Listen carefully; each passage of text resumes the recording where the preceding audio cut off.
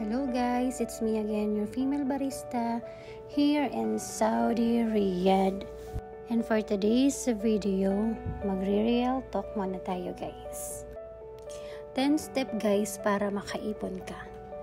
Number 1, dapat alam mo ang needs sa wants. And then number 2, wag puro luho. Number 3, magbasa ng libro about sa pag-iipon. Number 4, manood ng motivation videos. Number 5, learn to say no, lalo pag alam mo hindi makakatulong sa future mo.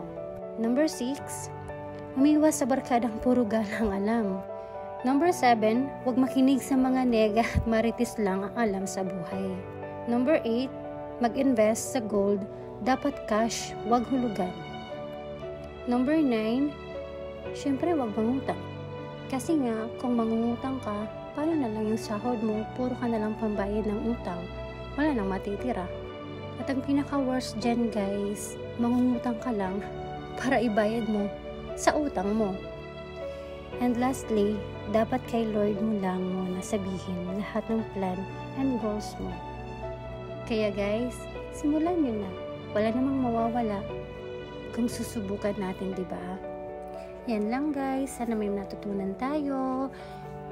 Don't forget to like and follow. Pakishare na lang po ng video natin guys. Salamat!